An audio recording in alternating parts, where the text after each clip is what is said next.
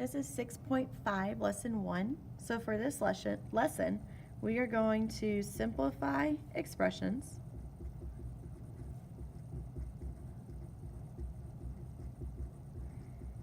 that have or using powers and exponents.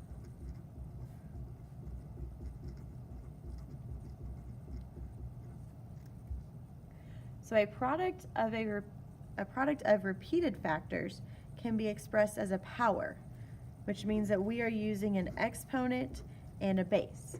So for example, if I have 2 times 2 times 2 times 2, those are all factors, and I can actually write that as 2 to the 4th power, where 2 is my base and 4 is my exponent.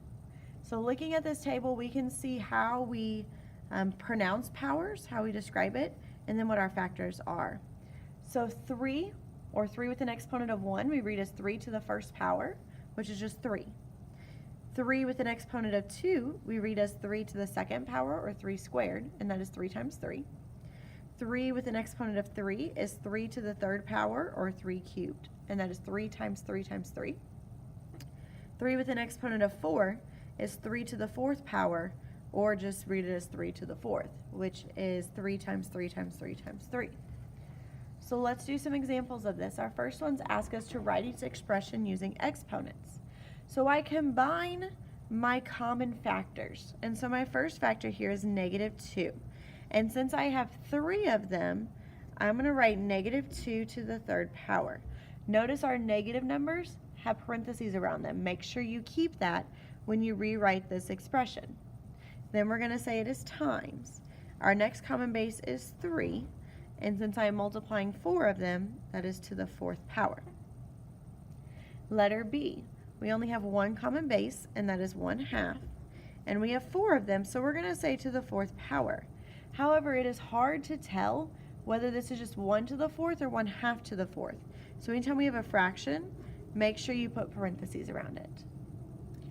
Letter C. Our first base is 4, and we have 3 of them, so that's to the 3rd power. And we're going to multiply it by 5, and there's 2 of them, so it's to the 2nd power. Our next ones ask us to actually evaluate. So we are going to write out our factors and actually solve by multiplying. So our first one is -2/3 times -2/3 times -2/3 times -2/3. So with fractions, we multiply all of our numerators. So 2 times 2 is 4, 4 times 2 is 8, and 8 times 2 is 16. So I have 16 over. 3 times 3 is 9, 9 times 3 is 27, and then we have to do 27 times 3 is going to give us, let's see, we have a 1, carry a 2, is an 81. And since I have 4 negatives, negative, negative, negative, negative, it gives me a positive answer. Letter E, we have 4 times 4 times 4 times 4. So we can do our first two 4s multiplied together. It gives us 16. Then I need to do 16 times 4. So we'll work that out. So it gives me 64 times 4. So I need to work out 64 times 4. 16, 1. That gives me 256 as my final answer. Letter F, we have 6 -2's being multiplied together. So -2 times -2 is +4. +4 times -2 is -8. -8 times -2 is +16. 16 times -2 is -32. And -32 times -2 gives me a +64. And then letter G, we have 1/5 times 1/5 times 1/5. We multiply our numerators. 1 times 1 times 1 is 1. Then our denominators, 5 times 5 times 5 is 125. Letter H says the deck of a skateboard has an area of about 2 to the 5th times 7 square inches. What is the area of the skateboard deck? So we're actually going to work this out. We have 5 2's, and we have to multiply that by 7. So 2 times 2 is 4, 4 times 2 is 8, 8 times 2 is 16, 16 times 2 is 32. So we have 32 times 7, so we'll work that out. So we get 224, but this is a word problem where we actually have units. And all we have to do is we have squared inches, so rather than actually writing that in words, I'm just going to write inches squared. Our next ones, letter I and J, we evaluate the expression if A equals 3 and B equals 5. So everywhere I see an A, I'm going to put a 3, and where I see a B, I'm going to put a 5. So I have 3 squared plus 5 to the 4th. And then we're going to evaluate. So I have 3 squared, which is 9, plus, I don't know what 5 to the 4th is offhand, so I'm just going to write it out. I know 5 times 5 is 25, and I know 25 times 5 is 125.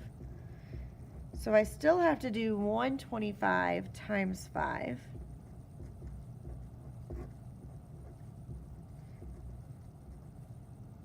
That's 6. So we get 9 plus 625, and when I add those together, I get 634.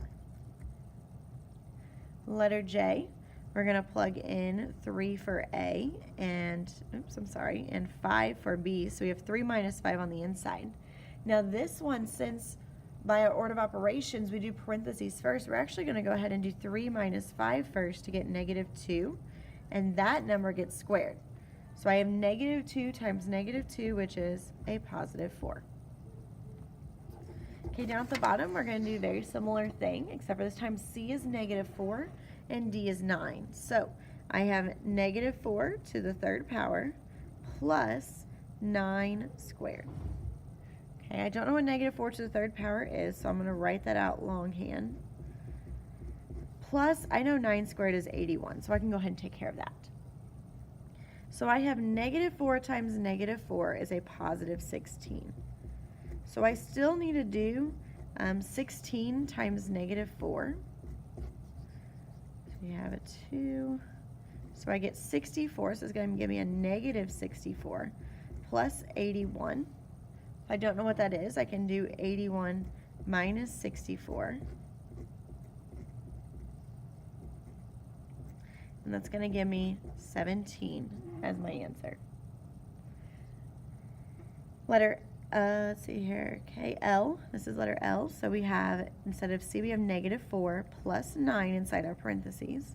Just like before, we saw what's in our parentheses first. So -4 plus 9 gives us 5 to the 3rd power, and we know 5 to the 3rd power is 125. Then letter M. So we have D to the 3rd power, so we have 9 to the 3rd power, minus parentheses. Our C is -4, but anytime we have a negative with an exponent, we make sure to put parentheses around it. Then -2. So I can go ahead and start writing some of this out. 9 to the 3rd power is 9 times 9 times 9. Okay, I know 9 times 9 is 81. So I need to do 81 times 9.